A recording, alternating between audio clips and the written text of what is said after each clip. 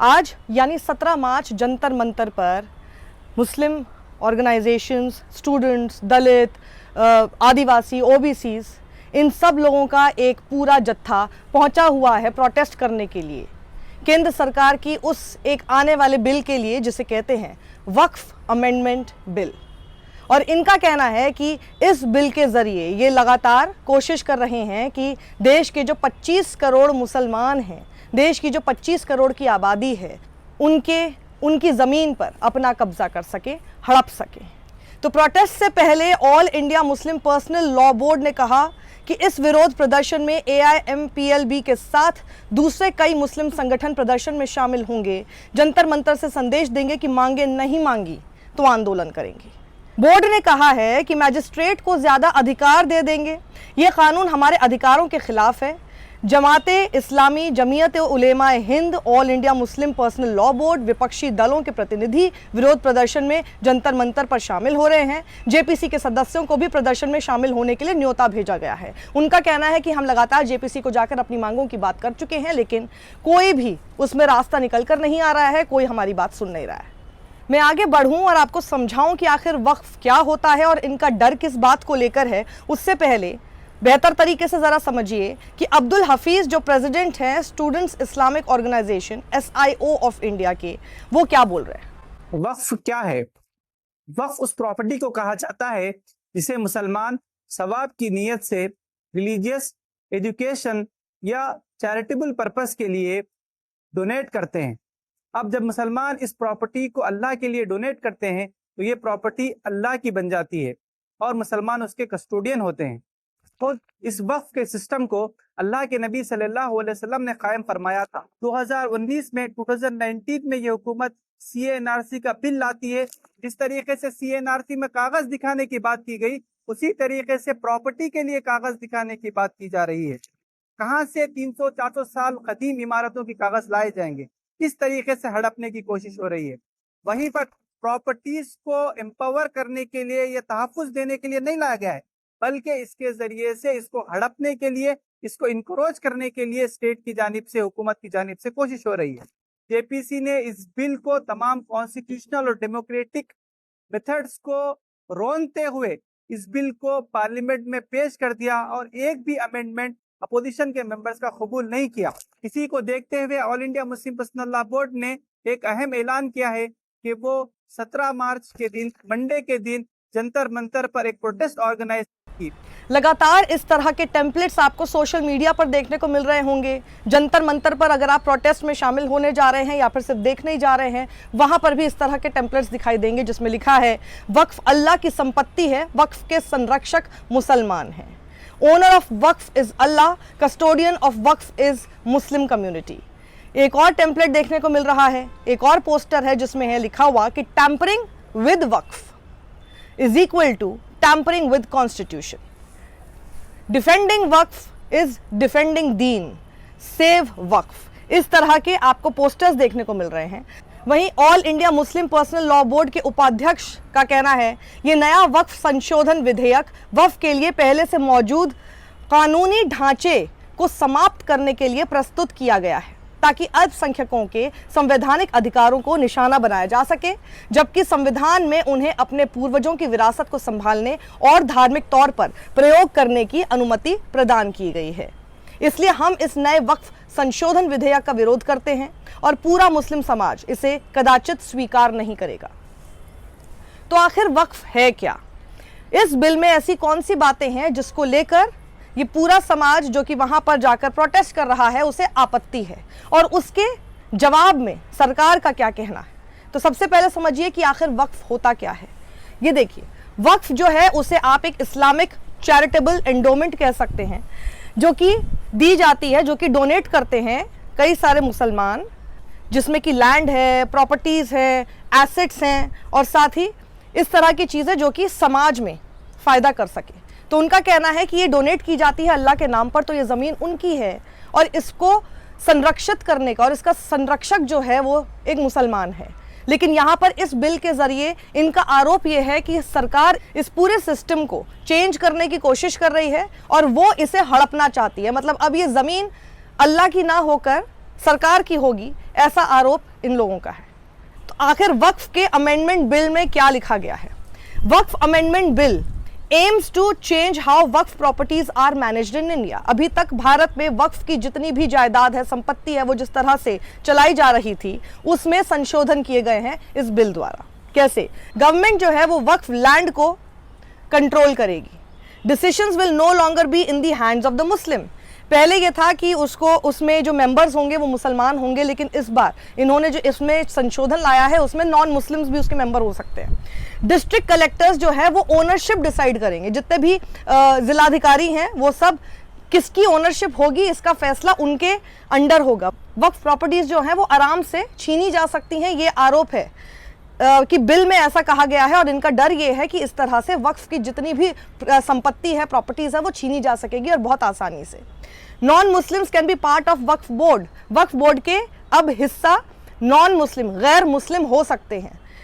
Interfering इन मुस्लिम endowments, अब जो गैर मुसलमान है वो भी उसमें अब शामिल हो जाएंगे, जो कि अभी तक नहीं होता था।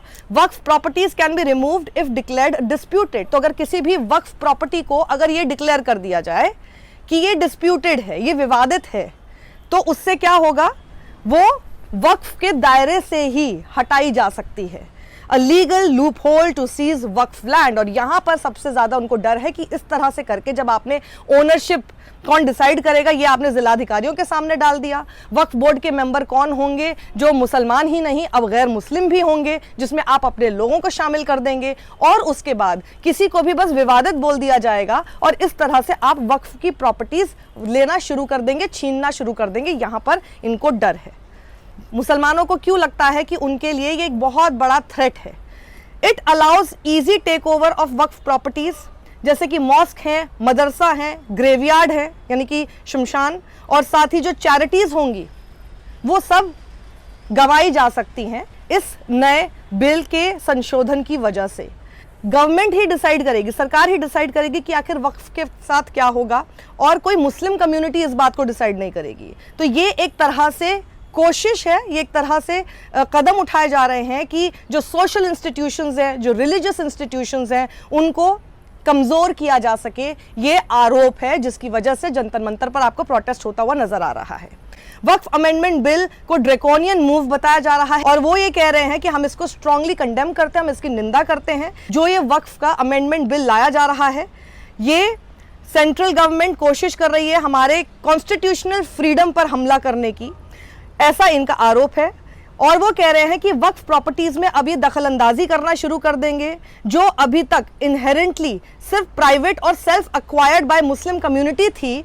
अब ये लोग क्या करेंगे? गवर्नमेंट जो है वो ओवरस्टेप कर रही है अपनी बाउंड्रीज, मतलब कि और ज़्यादा आगे बढ़ रही है, जो उसके दायरे में भी नहीं है, और वो ब्लेटेंटली वायलेट कर रही है। और कॉन्स्टिट्यूशन के कौन से आर्टिकल्स का जिक्र किया गया है? वो है 25 और 26, जो गारंटी करते हैं कि आप अपना कोई भी रिलीजियस अफेयर्स जो हैं बिना किसी स्टेट इंट्रूजन के प्रैक्टिस कर सकते हैं, मैनेज कर सकते हैं पूरी आज़ादी के साथ। ये जो अमेंडमेंट है, ये आरोप लगाया जा रहा है कि ये डायरेक्ट असॉल्ट है on the rights of religious minorities, और साथ ही डेंजरस एनक्रोचमेंट का प्रेसिडेंट है, जो कि फेडरल स्ट्रक्चर जो है हमारे नेशन का, हमारे कॉन्स्टिट्यूशन का, उसका उल्लंघन करता है। It is a chilling reminder of how religion-centric legislation can be wielded as a tool to undermine the fundamental rights of vulnerable communities. Inclusion of district collectors, वो कह रहे हैं कि जिस तरह से आपने जिलाधिकारियों को इसमें शामिल करने का एक फैसला किया है, वहीं आपने जिस तरह से गैर मुसलमानों को बोर्ड में शामिल करने का फैसला किया है, ये एक पूरी कोशिश है कि किस तरह से हमारी जो रिलीजियस ऑटोनॉमी है उस पर आप दखल दे सकें, उसको आप हड़प सकें, उसको आप दबाने की कोशिश कर सकें। और ये हमारे लोकतंत्र का जो एक सेक्युलर फैब्रिक है उसके ऊपर एक बहुत बड़ा प्रहार है। All India Muslim personal law board तो जब ट्वीट करके कहता है कि ये पूरा जो अमेंडमेंट बिल है वक्फ का, ये एक डेमोक्रेटिक प्रिंसिपल्स ऑफ इंडिया और सेक्युलर फैब्रिक के अगेंस्ट है, लेकिन साथ ही वो ये भी कहते हैं कि तो आर्टिकल 12 से लेकर 35 के बीच में जितने भी आर्टिकल्स हैं, जितने भी हमारे अनुच्छेद हैं, उन सबको वायलेट करता है। This bill hurts the emotions of 25 crore citizens who belong to minority community.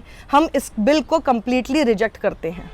एक शख्स बिलाल अहमद ने जिस तरह से इस वक्त ट्विटर पर ग्रोक, जो कि एक चैट जीपीटी का और भी ज़्यादा एडवांस्ड वर्जन है, जो अपने कई सारे उसमें ओपिनियंस भी देता है, वो ग्रोक से भी सवाल पूछा कि आखिर ये बताइए कि वक्फ अमेंडमेंट बिल को रिजेक्ट क्यों करना चाहिए, तो उसके जवाब में वो लिखते हैं वक्फ अमेंडमेंट बिल को इसलिए रिजेक्ट करना चाहिए क्योंकि वो religious autonomy by adding non Muslims to Waqf boards, क्योंकि वो वक्फ बोर्ड्स में गैर मुसलमानों को शामिल करके रिलीजियस ऑटोनॉमी को थ्रेटन करता है।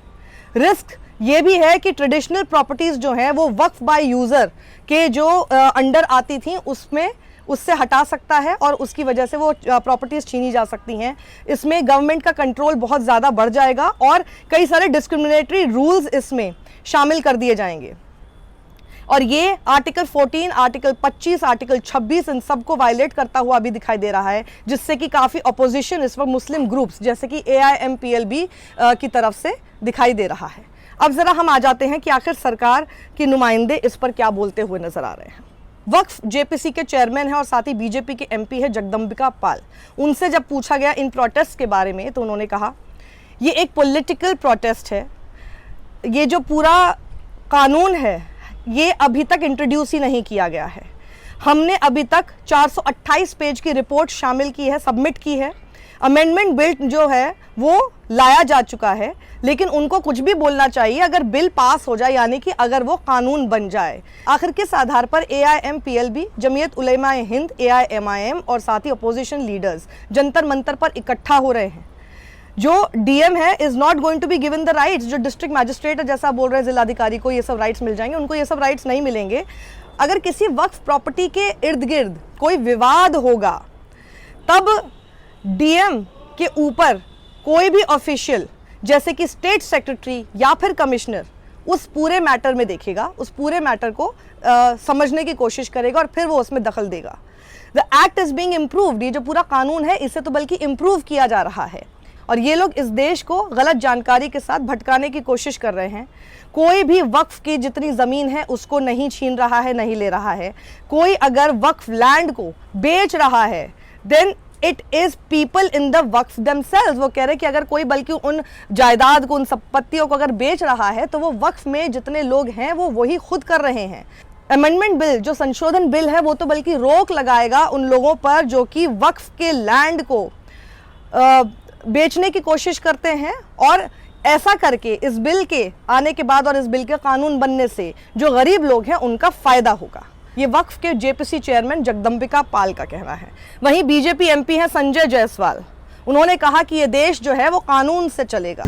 तो एक तो बात साफ है कि जब कोई कानून लाने की बात हो रही है, आपको याद होगा पिछली बार जब CA NRC के टाइम की ये बात थी, तब उस समय पे जो प्रोटेस्ट हुए थे, AIMPLB का कहना है कि हमने अपने प्रोटेस्ट से और अपनी बात रखकर इन लोगों को वो कानून वापस लेने पर या उसमें आगे ना बढ़ने पर मजबूर किया था और इस बार भी वक्फ के टाइम पर ये यही बात कर रहे हैं, कह रहे हैं कि जब कानून बनेगा तब आप बोलिएगा, लेकिन कानून ही नहीं बनने देना है और यही हमारी कोशिश है। और जंतर मंतर पर इस वक्त काफ़ी लोग, आप देखिए इस वक्त सिक्योरिटी बहुत ज़्यादा डिप्लॉयड है वहाँ पर काफ़ी अन्य अलग अलग दलों के लोग वहाँ पर पहुँच रहे हैं। वक्फ वाले मामले पर कांग्रेस का ये कहना है कि जब ये लाया गया था तब भी हम लोग इसके समर्थन में नहीं थे और हमने काफ़ी सारी बातें उठाई थी, लेकिन जब ये बिल के ऊपर जब चर्चा होगी, जब ये लाया जाएगा और जब इसको पास करने की कोशिश की जाएगी तब हम अपनी बातें फिर से संसद के पटल पर रखेंगे।